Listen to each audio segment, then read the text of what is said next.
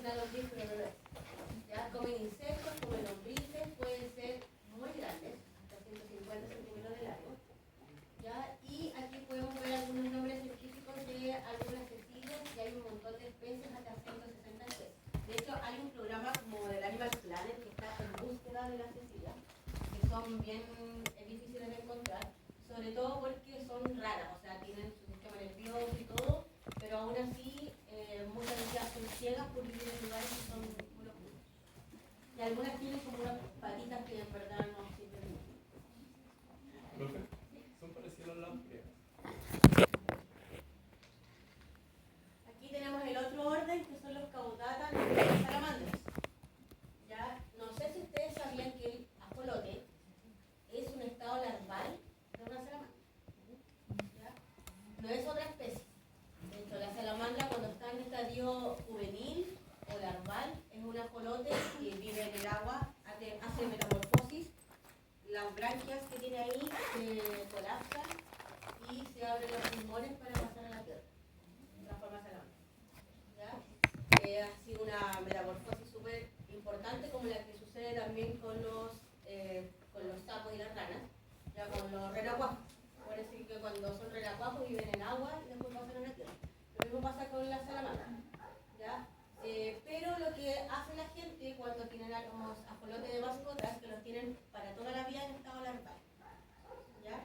¿Por qué? Porque la metamorfosis puede hacer que mueran muchos en el camino. Entonces, para evitar que vaya a fallecer, la gente los tiene en acuarios como ajolotes. Pueden vivir muchos años como ajolotes. No se va a transformar. ¿Ya? A menos que ustedes le quiten el oxígeno al agua. Si ustedes le quitan el oxígeno al agua, va a querer más oxígeno y su única forma de buscar más oxígeno es salir del agua. Entonces va a tratar de salir del agua a captar el oxígeno que tenemos nosotros en el aire y así automáticamente va a empezar a hacer la metamorfosis, va a empezar a disminuir las branquias, etc. Y ya se va a transformar esa rama. Ese proceso, como les dije, es un proceso riesgoso, muchos mueren, y es por eso que es preferible conservarlo como en cautiverio con los fines de mascota en uno o en otro, pero no hacer el proceso. Ahora, en vida libre obviamente eso sucede y no es tan riesgoso. ¿Ya? Aquí tenemos algunos ejemplos. El clásico ajolote es el Amblystoma mexicanus, que ponen ahí, que se ve ahí, no es siempre son de ese color, tienen muchos colores diferentes. ¿Ya? De hecho, este tipo de salamandra tiene otro ajolote que es como medio verdoso. Y es el verdoso el que es más común en México. ¿Ya? Ese que vemos ahí es un ajolote medio albino. ¿Ya? Que es como que el que se hizo conocido como casi un Pokémon. ¿Ya? Pero es uno raro, en verdad. Es común encontrar otro tipo de ajolotes más oscuros. ¿Ya? Algunos son ovíparos, otros son vivíparos. Acuérdense que pueden ser acuáticos, terrestres. Estamos hablando del orden caudata en general. ¿Ya? La dieta va a depender de la especie, pero puede comer peces, lombrices, etc. Y hoy en día en México lanzó una alerta a nivel mundial de que está prohibido tener ajolotes y por eso las personas que tienen ajolotes hoy en día son ilegales. Se empiezan a achicar. Profe, ¿se podría decir entonces que las personas que ahora tienen acá en Chile ajolotes son ilegales? Entonces, pues, que van a un médico veterinario con su ajolote, el médico veterinario podría denunciar a la persona. Se puede denunciar, pero de hecho, nosotros, por ejemplo, en mi clínica igual, nosotros hemos tenido ajolotes y hemos denunciado, pero las personas tienen como pruebas de que nacieron en cautiverio.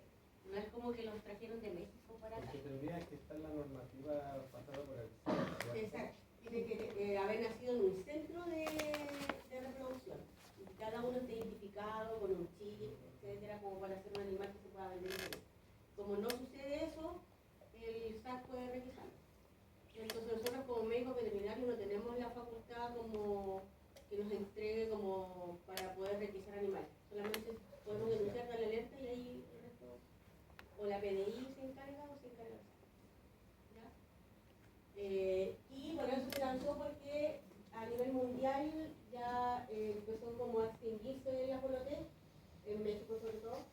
Y por eso se lanzó esa alerta para que se fuera más cuidado con las peces.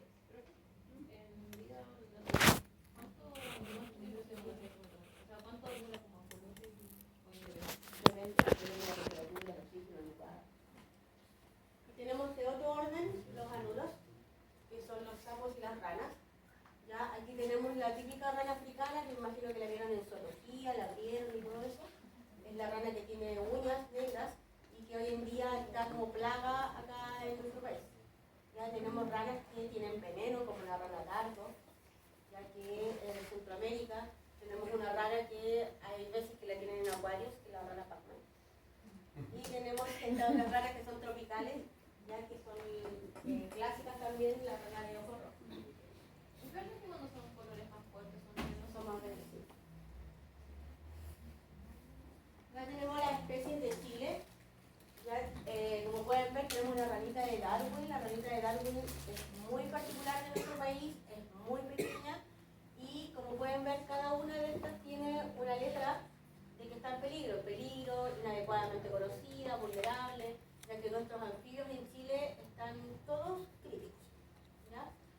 Bueno, una compañera de ustedes, la Katiuska, me dijo que justamente algo así, que antes cuando, no sé, iba al campo, veía muchas ranitas que estaban como alrededor de los ríos y todo, y ahora no vemos ninguna. Ahora es súper raro verla. ¿Ya? Y sobre todo la rana chilena, que igual es grande. Entonces, yo la he visto como un museo. En verdad, es raro verla así en día libre. Pero antes veíamos mucho de estos, sapito cuatro ojos y el sapito verde. ¿Ya? Otra cosa es que en Chile tenemos mucho endemismo de anfibios, o sea, el 70% de los anfibios que hay en Chile son solo de Chile. Eso significa que son endémicos, o sea, no existen en ningún otro país.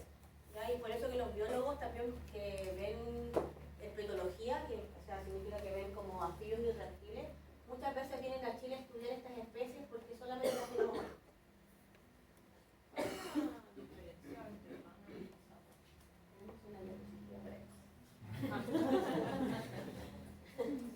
Ya, hay diferencias taxonómicas igual, ya hay biólogos que dicen es lo mismo, ya, pero hay otros que ven las diferencias que sean anatómicas.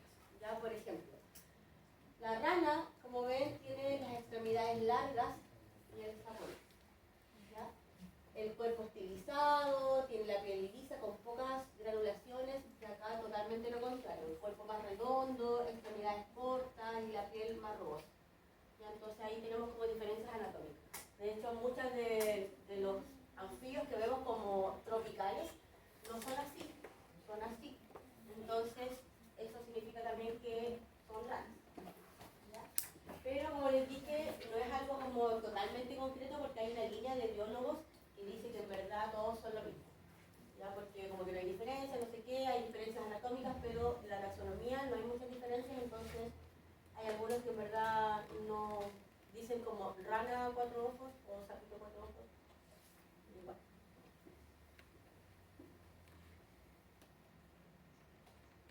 Ya. Con respecto a la anatomía y la fisiología, aquí podemos ver en general de los anfibios algunas diferencias. Por ejemplo, las salamandras pueden soltar la cola, ya, al igual que algunas lagartijas. Entonces, las salamandras, si ustedes la molestan o si ven algún depredador, puede hacer autotomía. Autotomía significa que suelta la cola. ¿Ya? Algunos ranas o sapos tienen vértebras fusionadas, donde tienen estos segmentos, antes del sacro y después del sacro. Y tienen la última porción, que es la parte como donde debiese ir, entre comillas, la colita, que se llama un hostil. Es la última porción de la colita.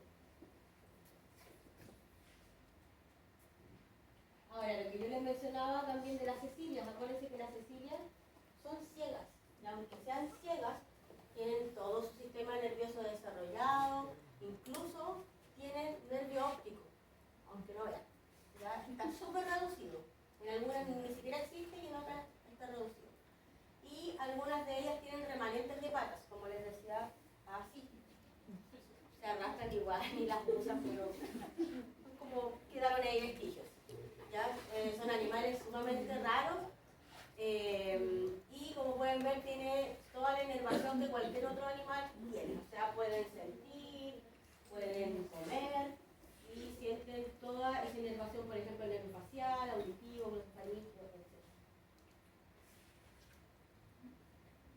Ahora, con respecto a los anfibios y su sistema digestivo, generalmente cuando son adultos son carnívoros.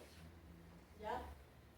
El sistema digestivo es súper simple y muy cortito, en donde tienen la cavidad oral, que es muy amplia, sobre todo en las ranas y los sapos, y algunos de ellos tienen dientes, otros no, por lo tanto algunos de ellos mastican y otros no. ¿Ya? El esófago tiene cilios, el estómago se ubica al lado izquierdo, tienen vesícula biliar, páncreas. Aquí algo súper relevante, que los que son terrestres, como por ejemplo las salamandras, ¿ya? El hígado convierte el amonio en urea, pero los que son acuáticos, ¿ya? O los que, no sé, un ajolote, ¿ya? Aquí se transforma en vez de urea en ácido úrico. ¿Ya? Es súper diferente cómo va a metabolizar. Y como ven aquí, ocurre en el intestino delgado toda la metabolización, tienen cloaca, no tienen ano, ¿ya? Por lo tanto, algo relevante es que ellos no tienen diafragma, tienen celoma. ¿Ya? Entonces, como ustedes no sé si se acuerdan, cuando vieron una rana en zoología, no se ve el diafragma que separa tórax y abdomen, así que no podemos hablar de abdomen, sino que hablamos de celoma, y por eso también tienen cloaca, al igual que la gallina, igual que los reptiles, las aves en general. Ahora, con respecto al sistema renal y respiratorio, hay algunas diferencias, por ejemplo, tienen vejiga, pero la diferencia mayor con los otros animales es que ellos pueden tener respiración cutánea, es decir, que se hace intercambio gaseoso en la piel. ¿Ya? Y es por eso que las ranas, ustedes no pueden llegar y tomarlas con sus manos así descubiertas, porque cualquier crema, cualquier cosa que ustedes hayan tocado antes, les va a afectar porque tienen mucha irrigación, porque allá se el intercambio gaseoso. Así que idealmente cuando tomen un anfibio, ni siquiera se puede tomar con guantes de látex, porque hasta el látex los va a intoxicar. Ya tienen que ser con guantes o de nitrilo, sin polvo, etc. ¿Ya? Y si las toman como a mano desnuda, tienen que ser sin crema, etc. ¿Ya? Y esa respiración cutánea es súper específica de ellos, y es por eso que tienen una epidermis delgada para que pueda respirar por la piel, y una dermis muy vascularizada para hacer ese intercambio gaseoso. ¿Ya? Aparte tiene otro tipo de respiración, que son las branquias, ¿ya? Otros tienen pulmones, dependiendo del anfibio, ¿ya? Por lo tanto tiene todos estos tipos de respiración: pulmonar, bucofaringea, cutánea y branquial, que son 4. ¿Ya? Y algunas especies tienen más pliegues de piel como para poder hacer mayor intercambio gaseoso.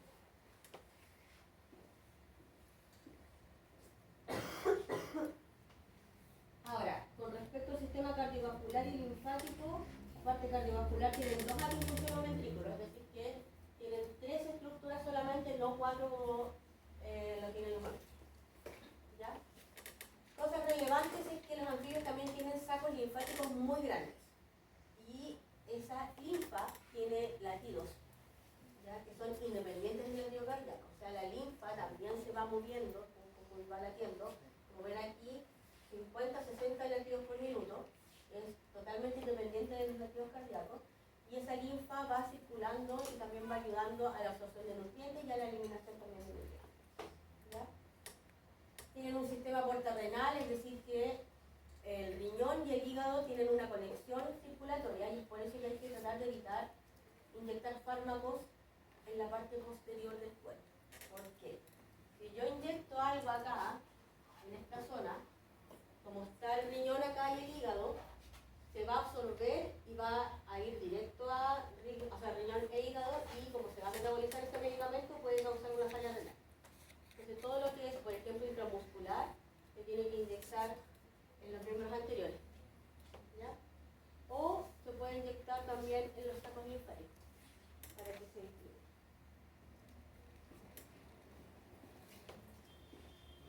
¿Sí? Ya, ahí están otra vez las como sistema reproductor, tienen ovarios, testículos, tienen generalmente dimorfismo sexual, es decir, que podemos diferenciar el macho de la hembra.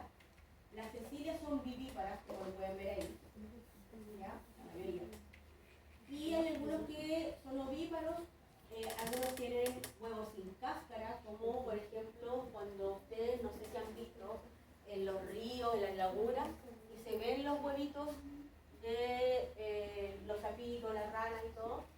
son huevos sin cáscara, tienen solamente esa membrana.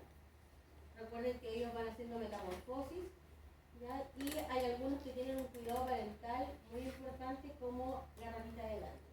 La ranita de Darwin, lo que sucede es que el macho lleva a sus crías en un saco vocal, o sea, se traga las crías, las traga, pero las tiene en un saco hasta que se desarrollan y luego salen las crías desarrolladas.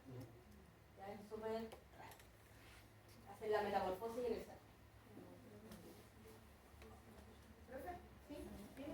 ¿Las ranas tienen época reproductiva? Sí, tienen época reproductiva. Depende de la especie. Por ejemplo, las vagas, Generalmente, como cuando hace más calor, es la época reproductiva de la mayoría. entonces como ahora como por septiembre, No, como diciembre, enero. Y se escuchan más ranas también porque el canto también llama a la hembra. Y así es la época reproductiva.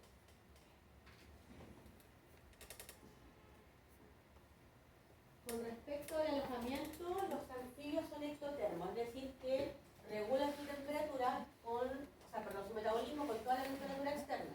O sea, si hace frío, su metabolismo va a estar bajo, se va a mover menos, etc. Si hace calor, va a moverse más, va a comer más, se va a reproducir, todo. Pero también hay que tener mucho cuidado con los extremos. O sea, si hace mucho calor en ese acuario, por ejemplo, pensando que lo tienen en cautiverio, va a tener inapetencia, pérdida de peso, agitación, etc. Y si hace mucho frío, le va a pasar lo mismo. ¿Ya? Así que cada uno tiene una temperatura ideal, cada especie, de mantención. Es el rango de temperatura en los que tenemos que mantener, que significa POTS. Eso significa zona de temperatura óptima preferencial. ¿Ya? Por lo tanto, dentro de ese POTS tenemos que mantener a nuestro anfibio, que es un rango mínimo y máximo, ¿ya? Y va a depender de la especie. ¿Ya? Obviamente cuando hay mucho calor hay vasodilatación, cuando hay mucho frío hay vasoconstricción, y eso también le afecta muchísimo en el metabolismo. Pueden haber incluso cambios de color con las diferentes temperaturas. ¿cuál es la diferencia entre ectotermos y poikilotermos? Son casi lo mismo, son como conceptos súper parecidos. También le puedo decir que es casi lo mismo. Ya. Cuando se va a atender un anfibio, usamos a veces fichas como esta, en donde tenemos que revisar muchas cosas diferentes a revisar un mamífero, por ejemplo. Porque tenemos que preguntar por el fotoperiodo, cuántas horas luz les dejan ese acuario, ya sobre la humedad, cómo hacen la humedad de ese acuario o terrario, ya si le ponen un rociador, si le hacen una niebla, etcétera, porque ya existe mucha tecnología para esto. Ya hay como neblineros que se puede poner la humedad que ustedes quieran y una máquina va haciendo la niebla.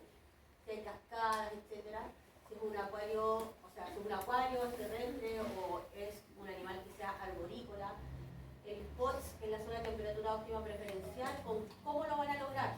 Si lo van a lograr con un calefactor, con focos, etcétera, qué tipo de sustratos, si tiene enriquecimiento ambiental, la calidad del agua, ya también se mide. Entonces son muchos parámetros que son parte de la anamnesis y también parte de la examinación del lugar. ¿Ya? Siempre tratar de considerar que los tutores también tengan un drenaje, porque obviamente esa agua tiene que drenar, ¿ya? O si no se empieza a contaminar y empieza a generar algunas patologías. La zona de temperatura óptima preferencial. Ellas cuando los tienen en cautiverio tienen que estar en pareja o solo. Algunas pueden estar en pareja y otras pueden estar solas, pero igual se recomienda pareja. Ya, aquí, esto es más que nada para que ustedes lo tengan como antecedente de qué es lo que tiene que tener un lugar para tener un anfibio. Ya, por ejemplo, no se recomienda que hayan diferentes especies en un mismo recinto porque acuérdense que los adultos son carnívoros, así que perfectamente entre ellos puede existir canibalismo. ¿Ya? Hay que fijarse en las temperaturas, en los tipos de plantas que se va a utilizar, que el agua sea filtrada, que el sustrato no sea tóxico, los tipos de musgo. ¿Ya? Ojalá tener estos kits de acuario para poder ir analizando la dureza y todo del agua. ¿Ya? Bueno, si falta oxígeno, ese animal va a salir a respirar, va a empezar a tragar aire, se va a ver como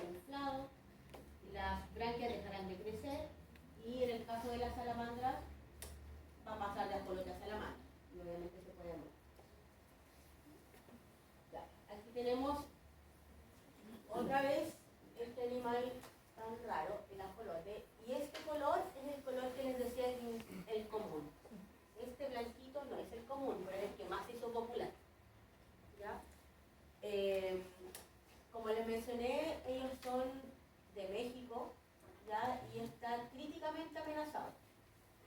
Podemos ver varios colores como melanísticos, leucísticos, albinos, hay unos amarillos, etcétera, y negros. Y pueden durar bastantes años, ¿ya? Hasta 20 años está descrito, ¿ya? Así que son individuos que la gente empezó a tener como mascota y por eso que también generó que hubiese un déficit de ellos en el medio ambiente.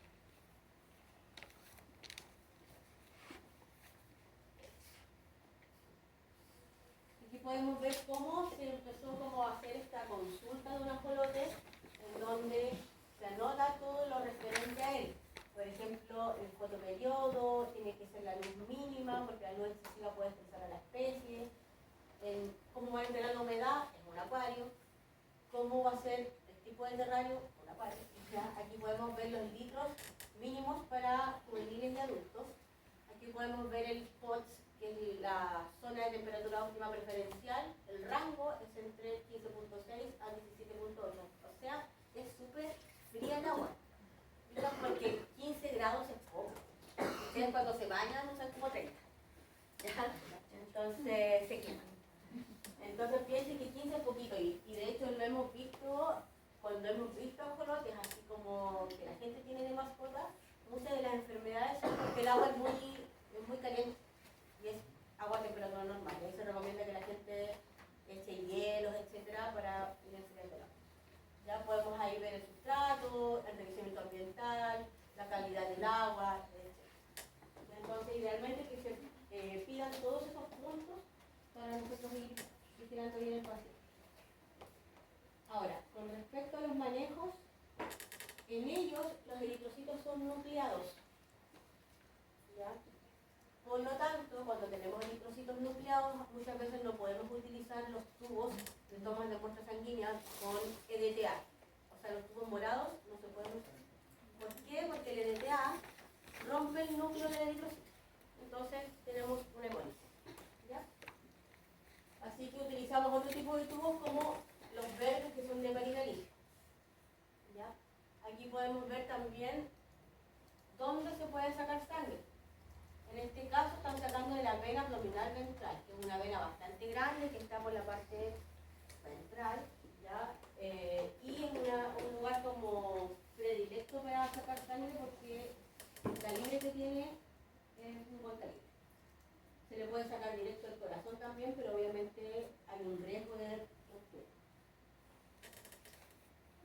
Ahora, como les mencionaba, con respecto a la sujeción, hay que tener mucho cuidado porque ellos tienen la respiración cutánea. Incluso aquí se nombra en la literatura que se puede utilizar una toalla nova empapada en agua sin cloro sobre la mesa. Entonces hay que tener mucho cuidado con todo lo que va a tocar esa piel. Ya la humedad de la habitación tiene que estar en el 50%. Ya tener a mano una botella con agua desmineralizada o filtrada, ya, para poder ir aplicando, envolver una toalla húmeda, usar guantes de látex suave sin talco o enjuagados con agua destilada. Idealmente usar esos de ya que son los de vinilo, que no tienen látex. Y salamandras acuáticas no deben retirarse del agua salvo casos puntuales. Yo tengo un caso que tuvimos que hacer una cirugía de un ajolote y la tuvimos que hacer en el agua. Fue como, era una amputación de un miembro anterior y yo estaba con el ajolote anestesiado en el agua y como la pura patita saliendo del agua, ahí estaba la cirujana haciendo la amputación. Pero el resto tenía que estar en el agua porque obviamente si yo lo sacaba, puede ser que lo esté manteniendo con un tubo, pero con agua, pero puedo cambiar los parámetros y al despertar puede empezar la metamorfosis. ¿Ya? Y los medicamentos inyectables se pueden usar por vía tópica, porque acuérdense que es muy vascularizado, así que pueden absorber bien los medicamentos. ¿Profe? En una amputación con los ajolotes, yo he visto que a veces ellos se revientan los miembros y después se les vuelve a crecer. Si se hace una amputación vía quirúrgica, ¿está la posibilidad de...? Igual es buena opción. Sí, en este caso se hizo la amputación porque tenía como desmembrado el miembro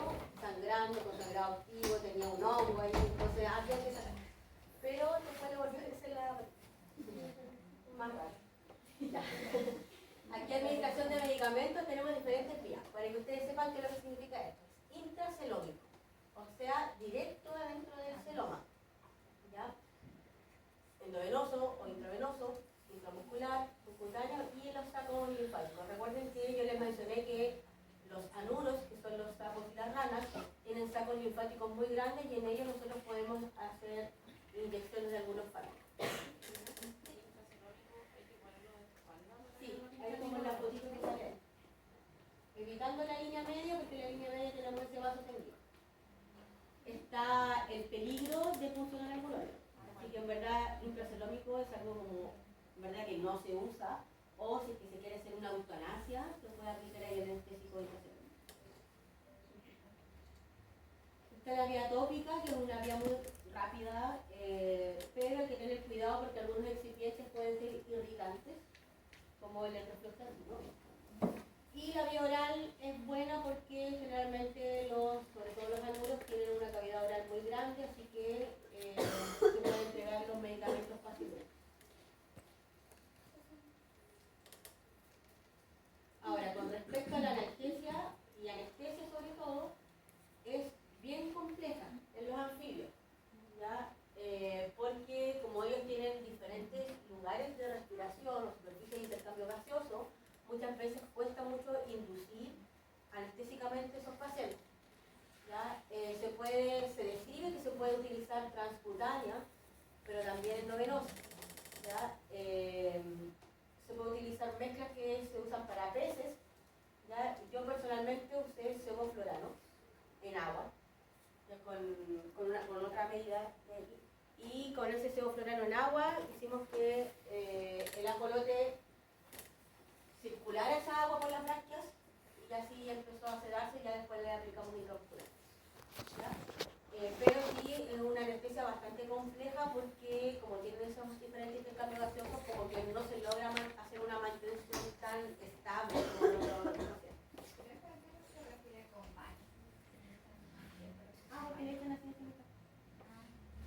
Y lo otro, ¿cómo creen ustedes que se recupera? O sea, si lo tengo anestesiado en agua, ¿cómo lo hago? Sí. Tenemos siempre un estanque de recuperación con agua totalmente limpia. En caso de que yo lo estoy anestesiando, se profundizó demasiado y creemos que se va a morir, para poder sacarlo de ese estado de anestesia, lo pasamos rápidamente a un estanque de agua limpia y que empiece, o sea, de hecho se mueve como el anfibio para que empiece a metabolizar esa agua con más